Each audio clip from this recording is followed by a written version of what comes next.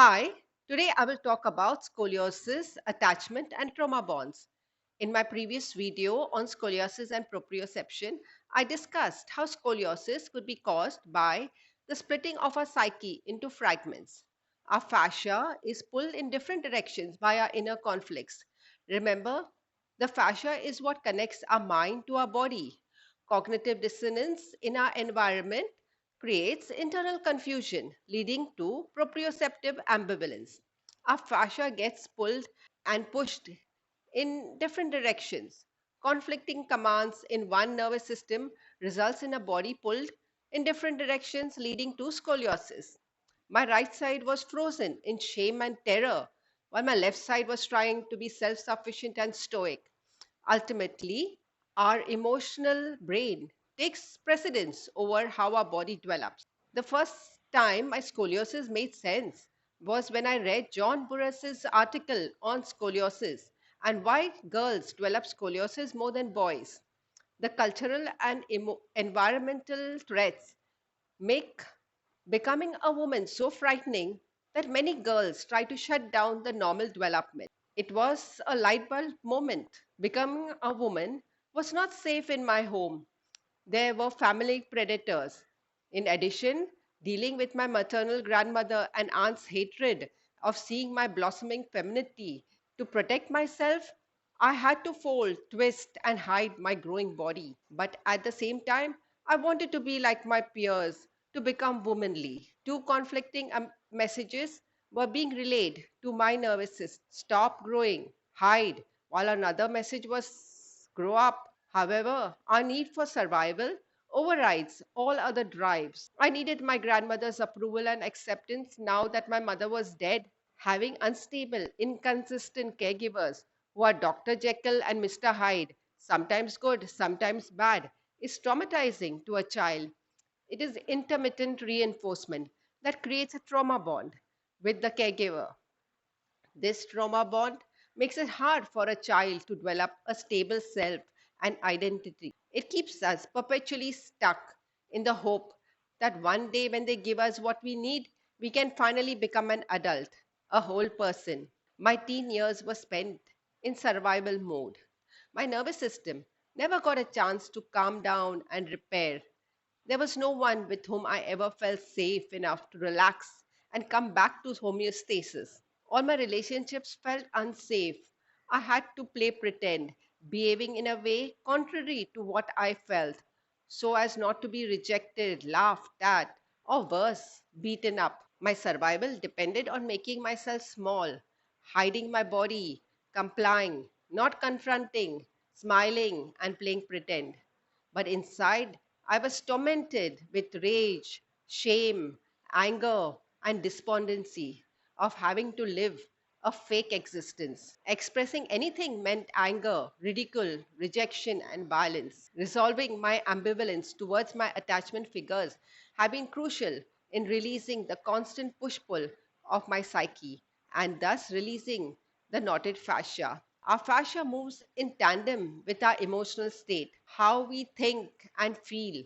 Our fascia molds itself accordingly. Now, looking back, I realize how much inner maneuvering I had to make my body adapt to. Being treated like crap, but don't show, pretend. It has taken a lot of self analysis to realize how being conflicted about my mistreatment was keeping my body in knots and pieces. When I didn't feel congruent mentally, how could my body feel congruent and symmetrical?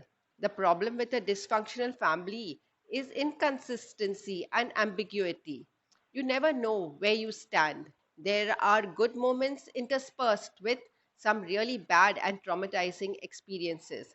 This cycle of intermittent reinforcement keeps us trauma bonded with them. We continue with trying to win them by being more caring, kinder, compliant, less attractive, less smart, anything to keep them from being angry and hating us. We will remain stuck if we keep hanging on in hopeful expectation, waiting for a final turnaround.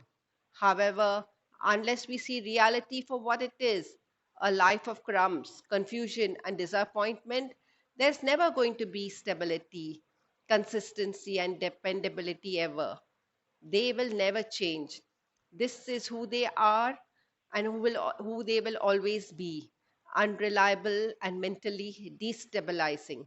To heal, we have to break these trauma bonds and overcome our attachment injuries. We have to stop being around them, depending on them, or expecting them to behave reliably. Unless we resolve this confusion in our minds, we will forever be pushed and pulled in the love hate cycle of hope and disappointment. Psychologists Bert Uchino and Julian Holt Lundstad show that ambivalent relationships can be more damaging to our health than purely negative relationships. Ambivalent relationships constantly make us question our reality, doubt our inner knowing, and ignore what we are feeling. It short circuits the parasympathetic nervous system and activates a flight fight response. I spent my teenage years and 20s living in a state of hyper alertness, always conscious of every word and action I would utter.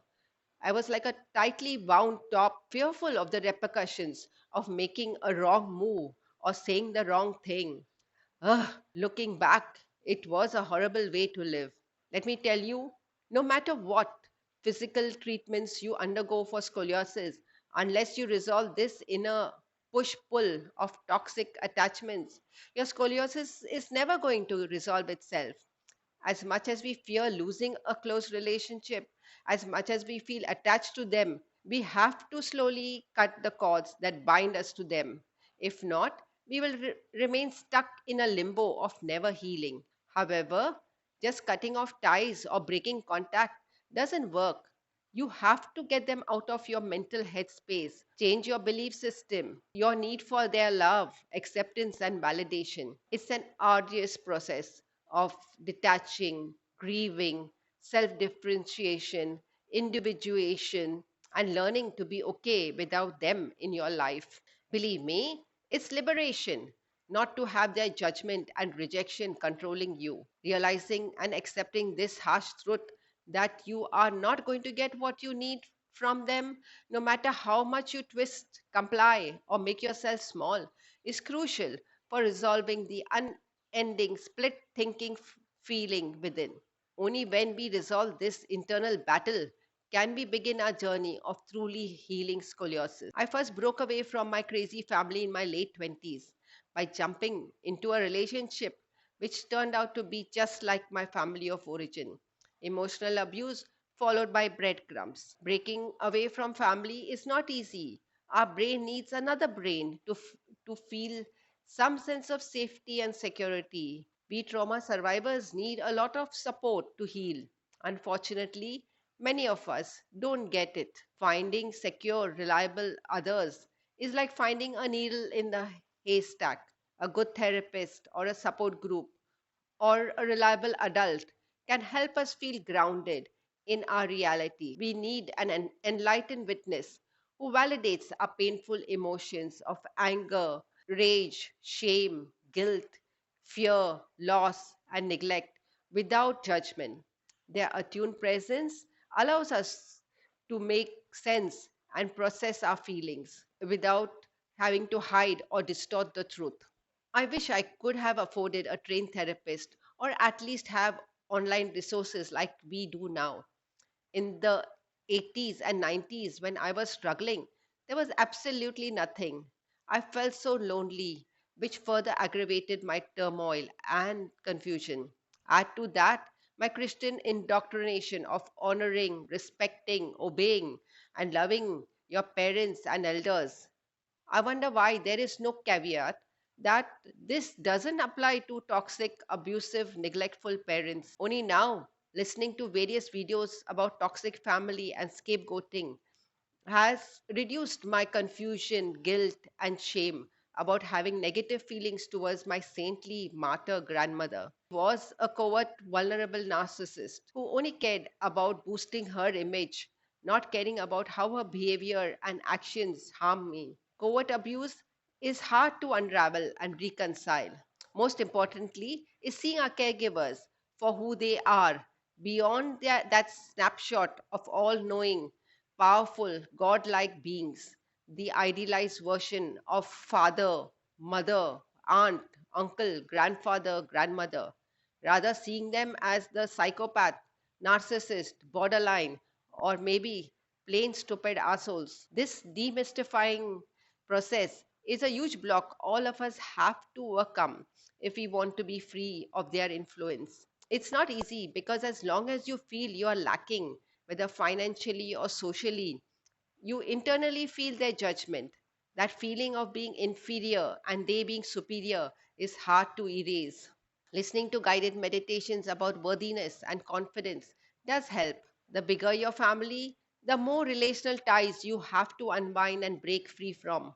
Sometimes it's a blessing to have a small family. Fortunately, since the last 4 years, after my son took on the financial responsibility of maintaining the home, my nervous system has been able to relax and feel safe.